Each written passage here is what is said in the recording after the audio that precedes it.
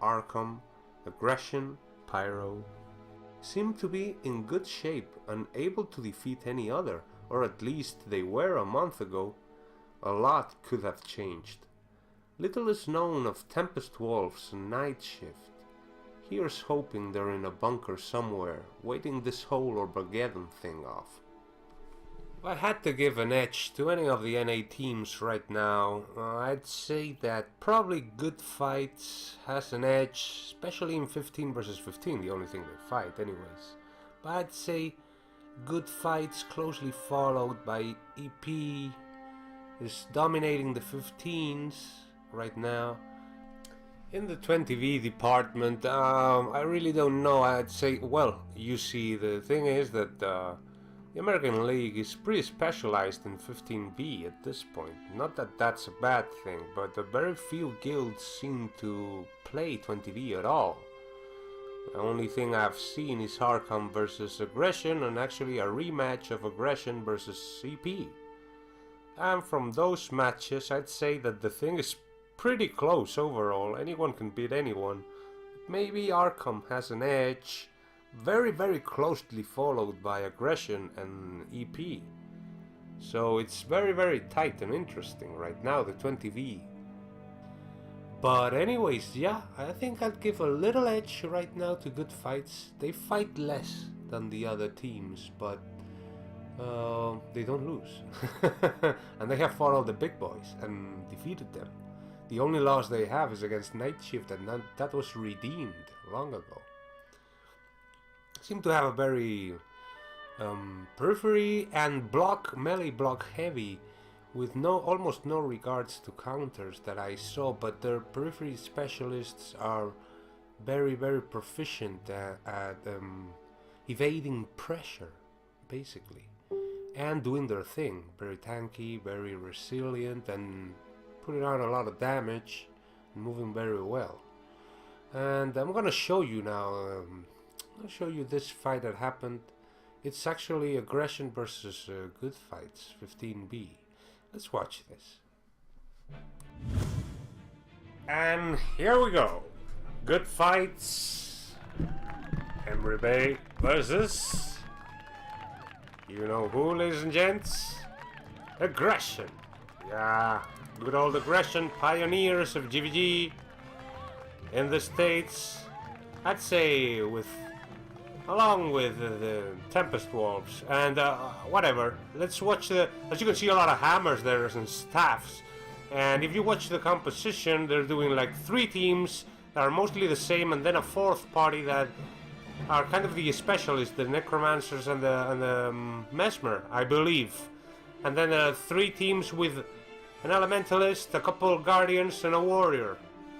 So overall very melee heavy, a very solid block of Guardians mostly, backed up by Warriors, and 3 Elementalists, Staff Elementalists. I believe I saw a Dagger one, so I think it's a Dagger one and 2 Staffs. And I think there's a Mesmer and a Necro or 2 in the mix there, so that's that. It's pure periphery and melee block, old school, and doing their thing. Actually, you will see that the periphery and this player, which is pure periphery a la Chem Sorley,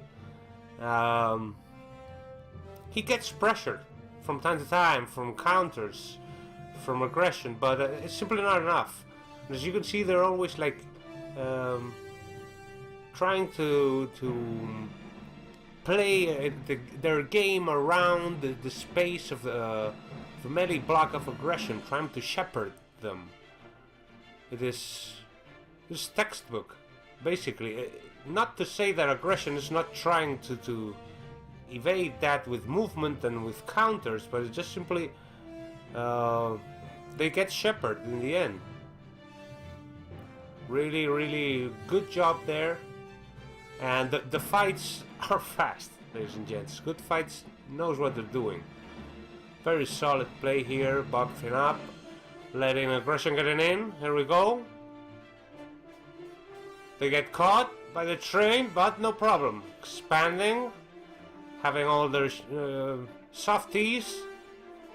They move really well. The peripheries from Good Fights move very, very well, and as you can see, they push Aggression and they put them against the wall. They're destroying them. They have one of them is dropping all the time, but Aggression paid the price more. Fighting there in the pocket, in the slope. Yeah, Good Fights lost one, but Aggression lost a couple of them too. Thing is pretty tight right now. The blocks are following each other, and the peripheries just get in and out, doing their shits, their specials.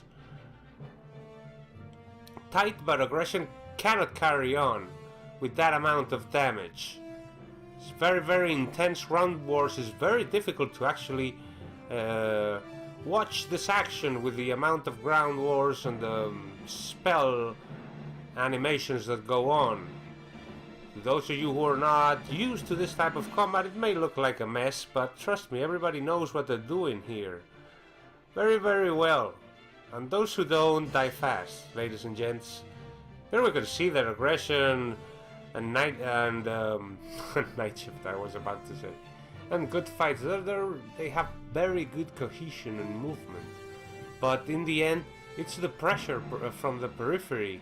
I'd say the peripheral pressure from Good Fights is excellent. It's like they have 3 Chemsorlis.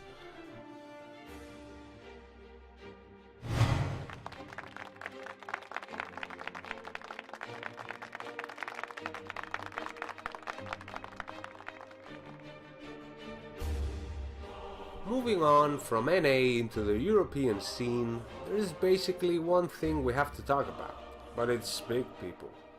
It is very clear at this point that there is one crew that is in shape and smashing all opposition, and that crew is beyond